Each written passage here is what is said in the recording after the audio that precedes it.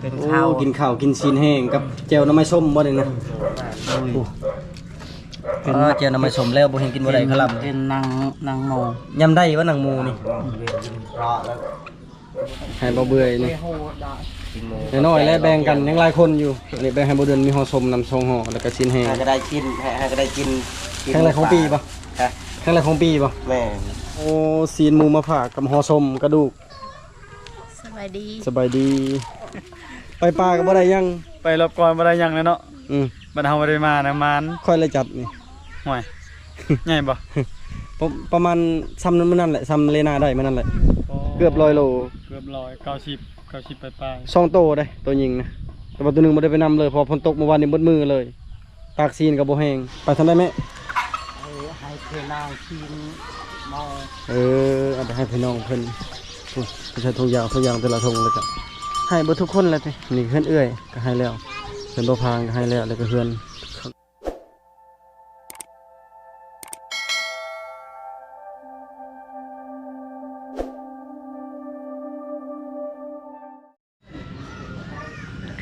สบายดีพี่น้องสบายดีตอนแรกตอนนี้ก็คือมาหอดเฮือนหอดชานแล้วและเมื่อนี้เบาเฮียงจะเฮ็ดคลิปเป็นคลิปพิเศษเลยที่บ่เฮียงบ่เคยเฮ็ดมาก่อนหลายคนถามว่าเวลาได้อาหารเอาไปให้ผู้ใดแน่เวลาได้อาหารกินจากมือเวลาได้อาหารอันแบบว่าเป็นหยังคือเบิดไว้นะสบายดีบ่เบ้ยไปไสเมื่อกี้นี้นะไปดีไปไสเมื่อกี้นี้นะไปกวดเม็ดดีพาเมียไปกวดเป็นหยังเรายังบ่เศร้าบ่แม่ไปเนี่ยเด้อไปสกีสไตล์เราแบบเป็นพี่ในนี่ในแข่งนี่แม่เป็นน้องแล้วบ่เป็นแล้วแต่คือสิเศร้าแล้วบัดนี้เนาะพอมันน้องมันออกเลยมันเป็นน้องเป็นแบบเป็นผีเป็นไข่ในแข่งการสิเช้าภายในมันเป็นเดือนแล้วบ่เป็นเดือนเลยพอคือสิเบิดเงินลายแล้วเนาะแม่นอนอยู่เงินไม่เท่ากับ3 มื้อวันนี้กับหากมาวันนี้แม่ก็ตายตนเมียเราอยู่แต่เมียเราก็บ่สบายมันนี้ไม่เท่าเป็นแม่ของเมียนะก็เสียเนาะโซดนแล้วไม่เท่านะไม่เท่าเจ้าเราโซแต่ดนแล้วบ่แม่นเมียเจ้าก็บ่ได้เห็นฮอนไม่เท่าเสียเลยเนาะเป็นทำเมียตัวเองเสียเพราะไปบ่ได้เราสิเข้าเดือนอะไรเมียบ่เบื่อเราเจ็บแข้งเจ็บบ่เถิดหนองบางนี้เนาะมันเป็นหนองย่างบ่เป็นเลยย่างไปใช้ก็บ่เป็นบัดบอกเขาเถอะนะเวลาไปไทยนักไทยเบาได้เห็นอะไรค่อยไปแหละเราไปเองบ่ได้พาไปบ่เอาไม้นะเอาไม้ค้ำหากก็เป็นน้องมื้อนี้แพทย์อ้องให้บ่น้องเป็นน้องนะออกลายบ่ประมาณทำมันตะกันแก๊สโอ้ทำถ้วยน้อยพุ่นน่ะถ้วยแจวนะป้าลายเลยเด้เด็กธรรมดาบ่คือน้องแบบนะน้องเป็นเลือดแน่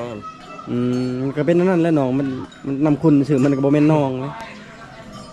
เห็นอยู่ตันมากินนี่เห็นนั่นเจ้าขี่รถไปพุ่นนั่นวิวแกใส่นะเสียเรียบร้อยนำแม่เฒ่าเจ้าขอแสดงความเสียใจนำเด้อจะหามาวันนี้มาเมียก็บ่สบายอยู่เฮือนแหละแม่เฒ่าก็ต้องไปหาเนาะไปเบิ่งเคยไปเบิ่งบ่ตอนเราสู้นะบ่ได้ไปเลยทางนี้ก็บ่สบายเนาะก็เข้าใจอยู่บอกแม่พาแม่ก่อนม่านได้ไปปลานะม่านบอกโอ้ได้ประมาณ100 โลอย่างตัวโม่บอกแมนโอ้ใครได้โทรมานี่ใครโทรมาโอ้ยโทรมานี่มันปิดแล้วบนทางซ้ายทางสบายดีพ่อสบายดีสบายดีแม่สบายดีเป็นข้าวกินข้าวกินซีนแห้งกับแจ่วน้ำมันส้มบ่ได้นะแจ่วน้ำมันส้มแล้วบ่เห็นกินบ่ได้ครับเป็นนางโมยำได้ว่านางหมูนี่นั่งจนแหมคักเลยหยาบซีนกับแข็งแม่เอาไปให้ผู้ใดแน่แล้วซีนนะเอาไปให้จักหลังคาเฮือนแล้วเจอช่างเฮือนชามเฮือน3 เฮือนแล้วเนาะยังลายคือเวลาได้ก็ต้องให้เบาเบื่อครับมาเบื่อแน่เบาเดือนแน่แล้วก็เอื้อยไผ่แน่ไผ พอเขาจันมา พอเพื่อไปพระเนี่ยพาง เบาพางแน่แล้วก็เบาดูมแน่ มาดูให้แล้ว แล้วก็ผู้ทางพุ่นอีกนี่ตอนนี้แหละเวลาใดก็แบบทางพุ่นนี้ มาแก้วมาพี่น้องหัน พี่น้องเพื่อนคางนั้นให้เบิดทุกคนเลยเนาะคันใดน้อยก็บ่ได้ให้เนาะคันใดหลายก็ให้ ไปจับให้ อืม พามิลา พอมีหน้าคน พามิน พอเลือกบ่แม่น10หลังคาเฮือนบ่จักเบิดนี่นะ เบิ้นเบิ้น อบอุ่นนี่คือหานน้องดาแต่ว่าน้องดาบ่อยู่แล้วน้องดาเมื่อเกี่ยวข้าวเมื่อบ้านแล้วหากกับมือวันอาทิตย์ มันจันทร์ วันจันทร์บ่ละมื้อนะแม่นมื้อวันจันทร์เฮาขึ้นป่าแล้วเราก็เมื่อบ้านเมื่อเกี่ยวข้าวเขาแล้วสิลงมาแบบนี้แหละแม่เช็ดให้ตุ้ยจังได้กินบ่ได้มีน้ำบ่ได้มีหยังสดน้ำสดหยังใครดอกอันนี้น่ะบัดที่ดองลูกชายนี่สิบ่เห็นแต่กระดูกบ่บัดนี้เหลือแต่กระดูกบ่ จ้าระเบิดตัวจานนี่จ้ะจานเที่ยวละตาเอ็มยาวไป หลายคนเว้าว่าเบาเฮียงนั่นคือกับแม่นะแม่นั่นตอนเป็นสาวก็เฮาก็บ่ทันเห็นเนาะว่าจักหน้าตาแบบใด ปาดบ่สเก็ตตา แต่บัดนี้เหลือแต่กระดูกดำแล่ เมื่อยกันจีช็อกอัดเมื่อนั้น ตัวกระดูกแม่เฮ็ดอะไรแม่ตากไว้บ่ตัวกระดูก พาก ส้มเด้ปะให้พ่อกินบ่ที่พ่อคันมักส้มได้เพิ่นบ่เฮียงแล้วกินส้มก็กินอยู่แต่กินบ่หลายมักต้นสดพุ่น ซ้ำๆ จาน ให้บ่เบื่อนี่ โหด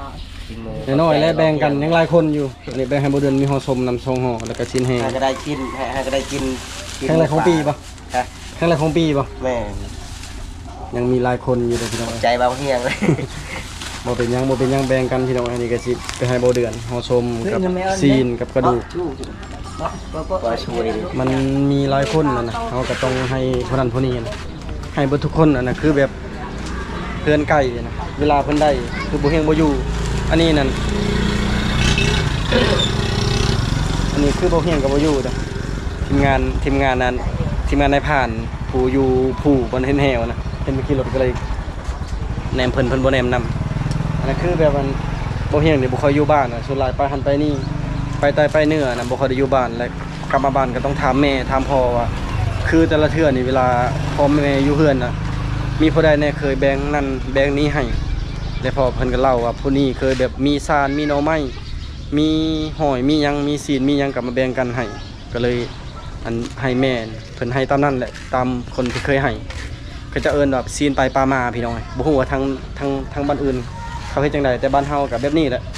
เวลาผู้ใดได้ก็ได้กินเบิดทุกคนนั่นแหละหลักๆก็แม่นพี่น้องออมข้างเฮือนก็ประมาณ10ปลายหลังคาเฮือนได้ก็แบ่งกันมันก็ยิงเรือน้ำเฮามันก็บ่หลายนะพอบ่เฮียงก็มีสิไปผักแซลมอนนํคันว่าว่างมื้ออื่นสิลงไปคันว่าบ่มีหยังค้างคาคันว่ามีเวียกมีงานอยู่เฮือนก็บ่ได้ไปคือวังแล้วนี่ได้หมูปลาวังแล้วนี่ก็บ่ได้ให้แซลมอนแต่ได้หมูปลาวังก่อนนี่ให้แซลมอนมาเลยกับแม่นตอนไปอัสสะพรแบบนี้แหละ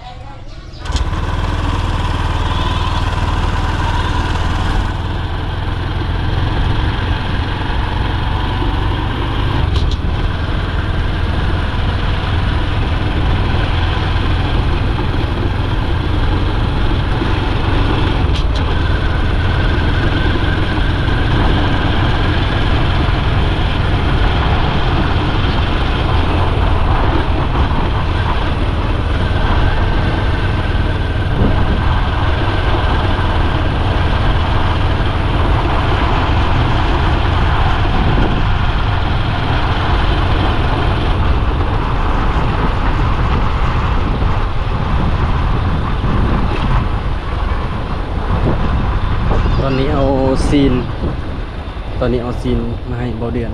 บ่เพิ่นอยู่เฮือนหรือบ่จอนนี่มาอยู่พี่แล้วสบายดีจอนนี่โอ้สบายดีอ้าวเสร็จลมแล้วจอนนี่ขี้ให้เล่นบ่อย่าปากกันเนี่ยมาชูจะดูดิเดี๋ยวไปน้อง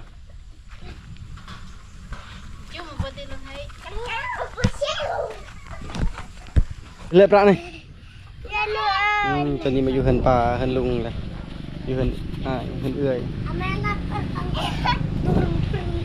สบายดีกันยาสบายดีคิมมี่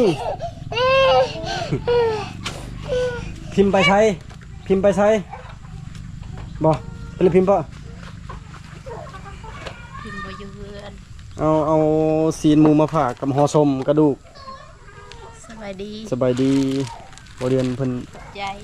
ไปเฮือนพี่น้องเลยโอ้ยเด็กน้อยนี่พากันลินเท่านี้มันเป็นคุมพอห้อยรถนะนี่ตะยานลมเลยมันบ่เพียงแต่บ่เดือนมาเลยพากันลินตามภาษาเด็กน้อยแหล้วพี่น้องเอ้ยอันนี้คือบรรยากาศอยู่บ้านเฮาอยู่บ้านปัจจเตียนเมืองนองสวรรณเขตทางพุ่นจะเป็นเขตเมืองพีนทางนี้จะเป็นเมืองสิโปนและทางพี่จะเป็นแขวงสารวันและทางนี้จะเป็นประเทศเวียดนามสบายดีบ่เดือนสบายดีโอ้คนประมาณวันนี้เลยเนาะไปป่ากับบ่ได้ยัง ไปรบกวนบ่ได้หยังเลยเนาะ บ รรเฮาบ่ได้มานะมาน ค่อยเลยจัดนี่ ห่วย ใหญ่บ่ ประมาณซ้ำนั้นมันนั่นแหละซ้ำเลนาได้มันนั่นแหละเกือบ100 โล เกือบ100 90ปลาย 2 โตได้ตัวยิงนะแต่ว่าตัวหนึงบ่ได้ไปนำเลยเพอฝนตกเมื่อวานนี้เบิดมือเลยปากซีนกับบ่แห้ง ๆอยู่พี่คือกันฝนตก มื้อนี้ก็ตกได้อยู่พุ่นน่ะ โอ้ อยู่พังเซนะตก3 มื้อแล้วตกทางพุ่นน่ะหมู่หลายอีหลีหมู่นี่นะ จนนี่ เอามาฝากเด้อปานน้องไผแล้วห่อสม2ห่อกับกระดูกแล้วก็ซีนแห้ง ได้กินชิ้นหมูแล้ว อืม ขึ้นภูอยู่พุ่นพอดีไปเฮ็ดเวียกนำเบียดเวียกมันแล้วก่อน บ่ได้เฮ็ดบ่มื้อนั้นน่ะ เฮ็ดได้แต่แสนกีบ เออได้ค่าบัตร บ่พอค่าบัตร70 ยังเหลือ70 ยังเหลือ80 80 200 300เนาะ หาก็ได้รับบ่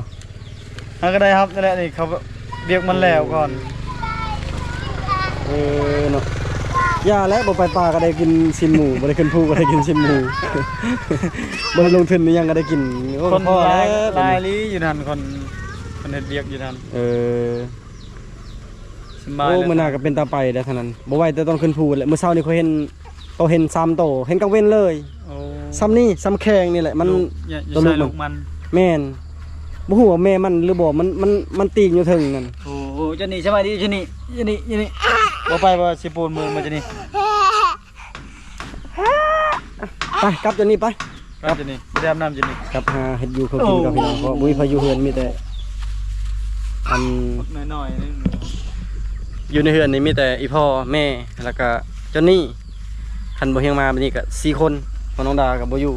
น้องดาก็เมื่อบ้านแล้วก็ไปป่าก็ไปเฮ็ดเวียกแล้วพักเวียกกับพุ่นแหละเริ่มเฮ็ดเวียกวันที่1พักเวียกวันที่24 25 24ช่วงหลายแต่ละเดือนอ้าวตอนนี้ให้มาเดือนเรียบร้อยแล้วขึ้นได้อย่าเมี่ยงอยู่ทางหน้าใส่เกิบกับพิษเปลี่ยนเกิบสลับเกิบ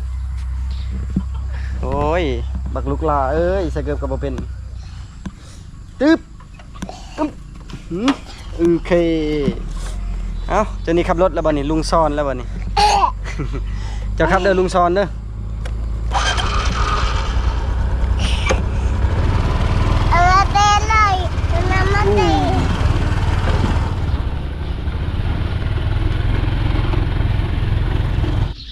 งัวจาก10 ปลายโต20 ปลายโตตอนนี้ยังเหลือ3 โตแต่ว่าตัวหนึ่งน่ะเป็นงัวเอื่อย2 โตเป็นงัวบ่เฮียงเองแต่ก่อนจะมีเอื่อยอยู่ปะเสียแล้วก็เอื่อยอยู่บ้านจัดสรรแล้วก็งัวลานบ่บุญงัวบ่เดือนแล้วก็ขายแน่เอาไปเอามานี่แบ่งกันแล้วก็ยังเหลือเท่านี้แหละเหลือ2 โต3 กับงัวเอื่อยป้านกจอกนะพี่น้องนั่นห้ามบนนอนได้นกกระจอกบ่เป็นคนกระจอกเลยนกกระจอก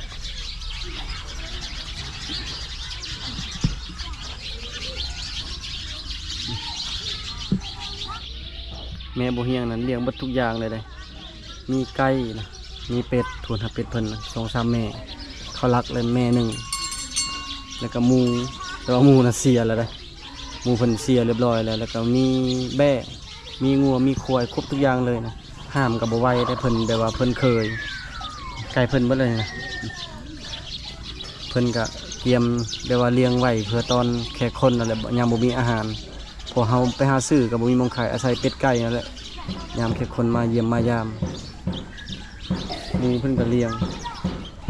เป็ดเพิ่นก็เลี้ยงไก่ก็เลี้ยงแบะเลี้ยงงัวเลี้ยงควายเลี้ยงหมดทุกอย่างเลย เลี้ยงแบบว่ามันบ่ได้ถึงขั้นรวยแต่ว่าพอได้แบบว่าเพิ่นติดกับสัตว์มาแต่น้อยนะเพิ่นรักสัตว์เทียบเท่ากับลูกตัวเองนะคือเวลาอันเพิ่นวางเพิ่นก็ไปเลี้ยงและบางเทื่อก็ให้หลานซอยแล้วล่ะมันหลานบุญนั่นแหละเลี้ยงซอยเพิ่นทั้งๆที่ว่าเพิ่นบ่มีงัวแต่เพิ่นก็เลี้ยงซอยหญ้าแบบซี่นะพี่น้องมักลิ้นไม้บ่เดือนนะเบิ่งนะ1 2 3 4 5 6 7 8ปุ๊กกุ๊กนั้นอีกกุ๊กนึงก็8มากพอดีเก็บเดี๋ยวเบิ่งให้สิเก็บไว้แช่ไว้ตู้เย็นจนมันแก่ปะแก่ทิ่มเป็ดเพิ่นอันนี้ก็โตแม่นึงต่างหากแต่ว่านี่ยังเหลือแต่ลูก2โตนี่แม่ก็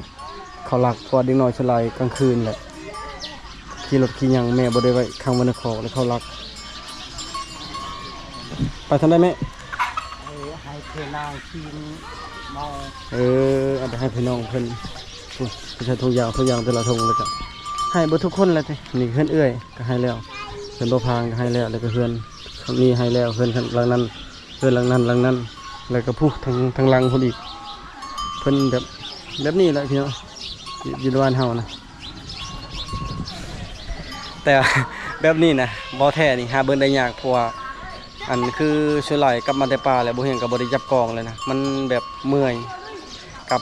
ภาพบรรยากาศแบบนี้นะหาเบิ่งได้ยากมีแต่มื้อนี้แหละบ่เห็นมีเวลาว่างและถ่ายทอดให้พี่น้องได้เบิ่งว่าเวลาได้ซีนเอาไปให้ผู้ใดแหน่เวลาได้ซีนเฮ็ดอะไรกินได้จักมื้อเป็นหยังคือเบิดไว้นะใช้รถไถ แบบนี้แหละมื้อนี้เป็นคลิปพิเศษที่สุดที่ว่าบ่เห็นบ่เคยเห็นมาก่อนนะแต่ก่อนน่ะเคยคิดตั้งใจอยากถ่ายอยู่บ่ได้ถ่ายและคันมีโอกาสก็คือเว้าแหละสิเอาไปให้ซามอนนำนะ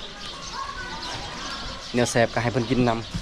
ำจักเทื่อแม่นเฮาเอามาได้เฮาบ่ได้ปะแล้วอยู่เพิ่นนี่คือจากของบ่เฮ็ดเอง แล้วก็คือเวลากลับมาแล้วเอาจักขึ้นเวลาลงก็เอาจักลงเอ้ย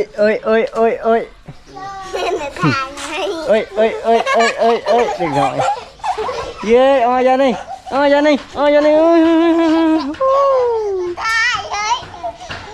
ปลยานี่นัวเปลยานี่เลประเลยon jab ramai lahเปลประนัวโอ้ไหลหน่อยจะน้อยลมเลย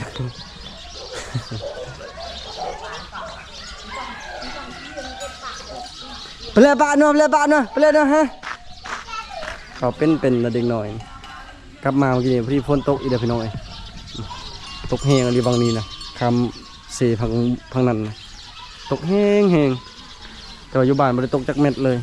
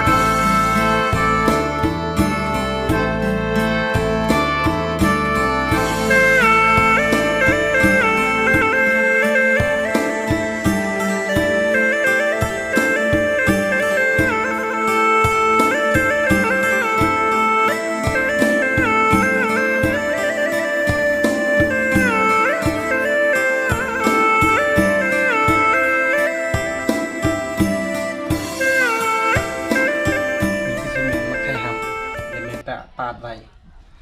ซีนติดมักให้หำแม่ปาดไว้ปิ้งไว้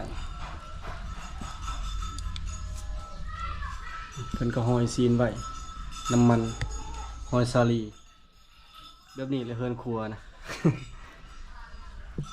คันยำคือคันบ่มีอาหารพี่น้องน้องใหม่ยัง2-3 ยอดแล้วก็ทางนี้นี่ใช่เลยนี่น้องไม้แห้งแม่เพิ่นไปเฮ็ดไว้แล้วเวลาเฮาอยากแล้วเฮาก็แช่น้ำเฮามุกก็ได้เฮาแกงก็ได้หรือว่าเฮาซุปกินก็ได้ทอดกินก็ได้บ่แม่นทอดนะเขาเรียกว่าครัวบ่ผัดบ่แบบนี้นะก็ได้น้องไม้แห้งเบิ่งเงินแบบน้อยๆมันแห้งนะที่จริงมันก็ลายอยู่ได้ลายนอกกว่าสิได้ซำนี้แต่เท่านี้นะซีนฮอดเฮือนอันนี้คือตีนหน้าซีนติดหนังพอดีพี่น้องพอได้กินมันก็นี่แหละเที่ยวยังเรือ ยังเรือน้ำเฮาแท้กับบ่ลายยังเท่านี้แหละอันนี้ก็ยังสิแบ่งให้อีก1 วันนี่คือห่อสมห่อสมแตกนะบ่ได้อัดไว้จังได๋1 วันนะคือตอนนี้นะอีแม่นั่นพยายาม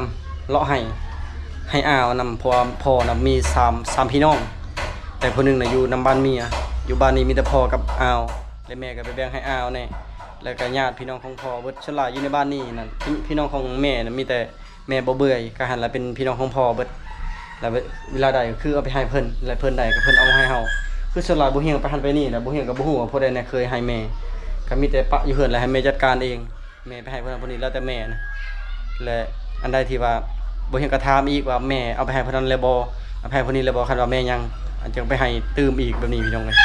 อันนี้ก็คือเป็นประเพณีบ้านเฮานะเอิ้นเอาประเพณีบ่ได้จังได๋กล้วยมื้อนั้นก็บักเอากล้วยหอมแล้วนี่นะโอ้แซ่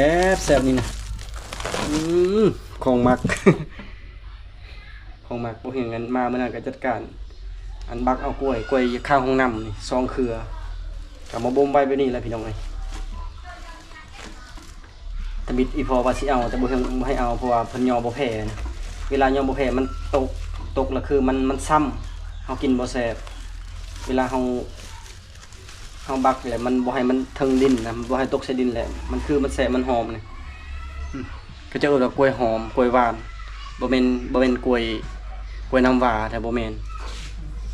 มีแต่มื้อนี้ก็บ่เห็นก็บ่ได้จัดการบ่ได้เมียนเคลื่อนเขาเคลื่อนครัวเพราะว่าเมื่อยเวียกนะเอาไว้ฟังเบิ่งมื้ออื่นและบางทีมื้ออื่นก็สิลงไปหาแซลมอนเพราะว่าเดี๋ยวนี้กำลังพิมพ์รายชื่อบัตรเชิญอยู่อันรายชื่อทางบ้านบ่เฮียงพี่น้องบ่เฮียงนี่เกือบแล้วยังอีกเล็กๆน้อยๆกับเฮียงหลักๆยังทางพุ่นยังบ่ทันแล้วคันเฮาก็อาศัยเข้าป่าหาอยู่หากินแน่แล้วอาศัยเวียกของเฮาแน่นะเพราะเวียกของเฮาก็เวลาก็ค่อนข้างยับเข้าไกล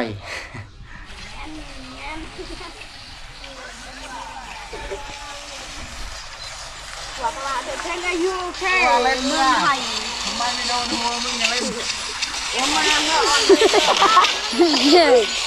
ก็ดีตามภาษาวัยรุ่นพี่น้องถ้ากันเล่นเกมอยู่ตรงนี้นะเป็นนี่คือความสุขน้อยๆเวลามาแต่ให้ตะนามาแต่เลี้ยงงัวเลี้ยงควายตอนแรงก็จนดึกจนดื่นนะอันนี้แหละงานบ่เฮียงไปนะตัวเขาเจ้าดิ้นก็เบิ่ง1 2 3 4 5 6 7 8 9 10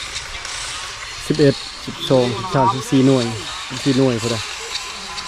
เลยยัดงานเฮาไปนะ นี่นักตั้งกูบินนายนี่ โอ้สบายดีพี่ปลามันลีอยู่นี่ลุงเอาชิ้นหมูเอาห่อส้มไปให้กับบ่เห็นอยู่เฮือนมาแต่เว้นบ่บ่ได้ไปบ่เฮือนนี่ไปบ่คิดว่าเข้าเฮือนอยากเข้าเฮือนได้ตอนแรกก็ไปตอนแรกบ่ได้เข้าบ่ใครจะแข่งแล้วกับพิมพ์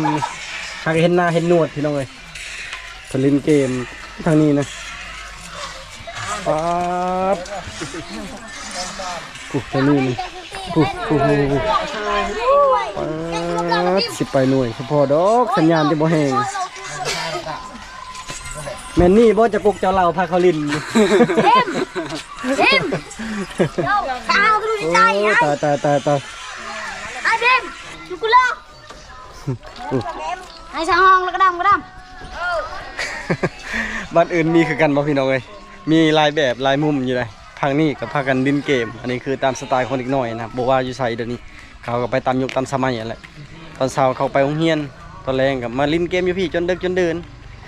หลักๆก็บ่ต่ำ9 โมง 10 โมงกลางคืนนี่อันนี้ก็จักเพิ่นกินพี่สังรถรถข้างทางระวังรถ11 Thailand อันนี้ก็เป็นฮอนแล้วนี่ รีดกิโลรีด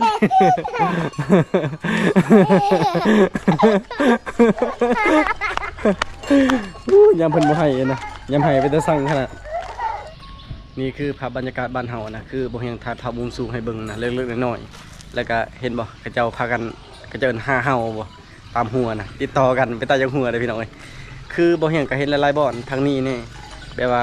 คนที่1อันบ่ได้หาคนที่2หาให้คนที่1คนที่3หาให้คนที่2คนที่4หาให้คนที่3แบบนี้บางทีมีคน5คน6คน7เรียงกันเลยนะคือหลักๆนะเฮือนหลังนั้นบ่เฮียงเคยเห็นอยู่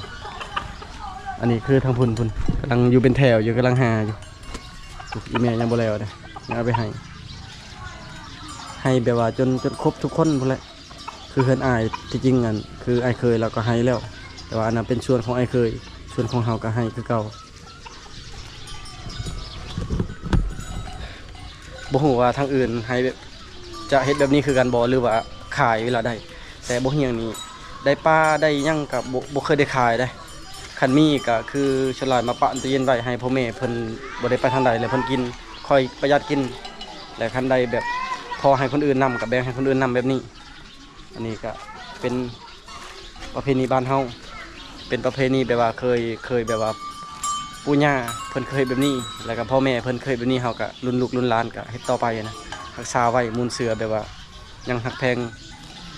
คือเพิ่นว่าสินไปปลามาแบบนี้แหละ เซียวพิมพ์เท่าแล้วเซียวพิมพ์